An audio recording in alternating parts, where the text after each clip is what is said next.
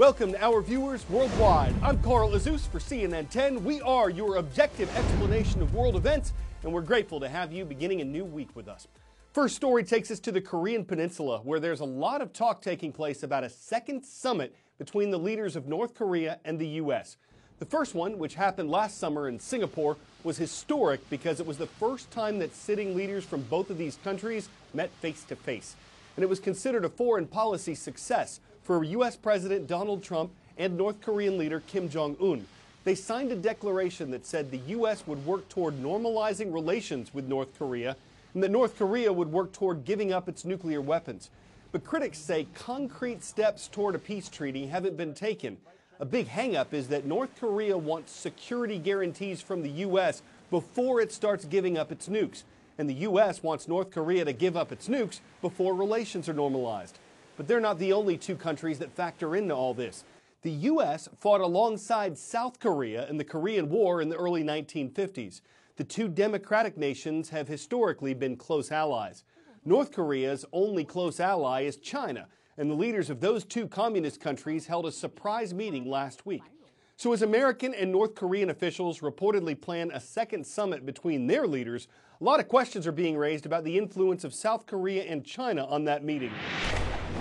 Following a secretive trip to China on his armored train, Kim Jong-un, the once shunned dictator, has emerged tonight with two key world leaders and power brokers by his side as he angles for a second summit with President Trump. One of those brokers, South Korean President Moon Jae-in, says he's expecting to hear news soon of a second summit, hinting it could be imminent. Analysts say just about every side in this process needs a win right now. South Korea's Moon Jae-in tonight is seen as hell-bent, almost desperate, to push a peace deal between Trump and Kim. Moon's suffering politically at home, sees a denuclearization deal as key to his political survival, and is seen as making moves that might go against the interests of the United States, which he partially depends on for his country's security. Moon at this particular time is trying to mediate between the two sides, but he's mostly adopting Kim Jong-un's negotiating position, which is the United States should give sanctions relief on a partial basis. And so it seems that Moon is pretty much working with Kim Jong-un against the United States. The other power broker in Kim's corner, his fellow strongman, Chinese President Xi Jinping, who Kim traveled some 800 miles by rail to meet. It's really about reminding the White House that China is central to this discussion, and nothing's going to happen here that doesn't include the Chinese. Kim was in China this week at the very same time that top American trade negotiators were also there, trying to work their way out of a trade war with China. Experts say that was no coincidence, that Xi is now holding his influence with North Korea over President Trump. What is the danger to the United States of Xi Jinping being so powerful right now with North Korea and the U.S.? I think the risk for the U.S. in China's leverage in this process right now is that if we don't start making some progress in the North Korea-U.S. bilateral channel, this gives Kim Jong-un a lot of leverage to be able to say, I have the Chinese backing me, you need to make more concessions to me on armistice and on peace treaty and so on before I'm willing to start declaring what I have in terms of nuclear capability. 10-second trivia.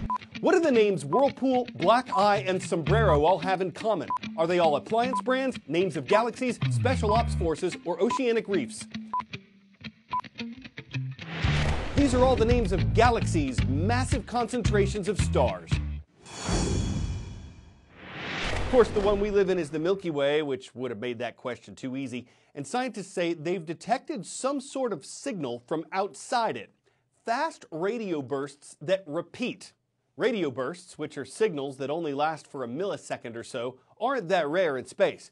But researchers say that last summer, a Canadian radio telescope recorded a burst 6 times from the same location, and that is said to be unusual. This is only the second time that this type of signal has been found to repeat.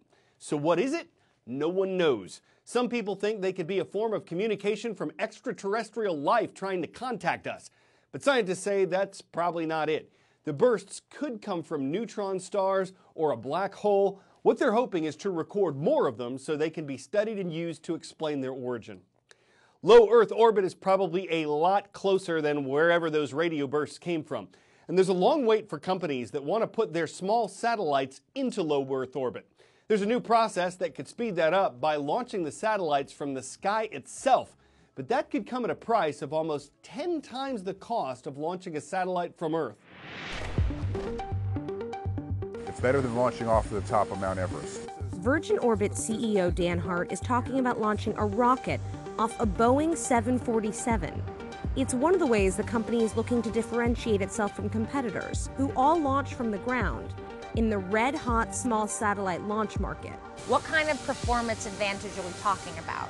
We get somewhere between 10 and 20% improvement by flying on the aircraft, and it also allows us to get above the thick air that you have at sea level. Because we get a performance advantage, we can make the rocket a little bit smaller, make the engines a little bit smaller, and less expensive. The advantages don't stop there. Virgin Orbit says theoretically its system can take off from most commercial airports. The company's 747 Cosmic Girl serves as a flying launch pad for their 70-foot-long Launcher 1 rocket. At 35,000 feet, the two-stage rocket is released from under the wings and ignites, deploying customers' lightweight satellites. The company says each launch will cost customers $10 to $15 million, and Virgin is aiming to be operational by early 2019, having just completed its first test flight. Orbit already has contracts with NASA and the Department of Defense. Most people don't realize it. The satellites are supporting us every day. So a lot of our customers are commercial enterprises who are setting up new applications for communication, for tracking ships, for mobile communication. Why did you want to get into the small sat space? It's very expensive today to put satellites into space, and you have to wait for sometimes 6 months, a year, before you get a slot on a big rocket to get them up there. So we thought that if we could take it up to 35,000 feet, drop the rocket, and then fire it off into space, we would have a lot of advantages over any competitors.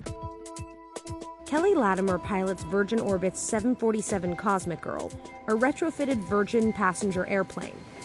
This does not look like a typical 747. Why is it completely stripped inside? Part of that was just to get rid of the extra weight. The total weight we took out is about 50,000 pounds, and the weight of the rocket is going to be about 58,000 pounds. So it kind of lets us put a rocket on without really eating the weight increase. Latimer performed the first captive carry flight of its Launcher 1 rocket, but says she's really excited for the company's next major milestone, its first orbital flight. I look forward to the day where it's the actual rocket, it's got the fuel on board, and we're going to just go up there, drop it, and see it, go off in front of us. While Virgin Orbit inches closer to that milestone, competitor Rocket Lab recently launched 6 small satellites into low Earth orbit. Rocket Lab says it hopes to complete 16 launches next year, a number Virgin Orbit would like to top. We expect to be launching 20, 30, maybe more times a year. I could easily see us doing missions much further than low Earth orbit, going to GEO, going to lunar, going to Mars. The demand, I think, for small satellites around the Earth is enormous. There's about 4 billion people who are not connected. They all want to be connected.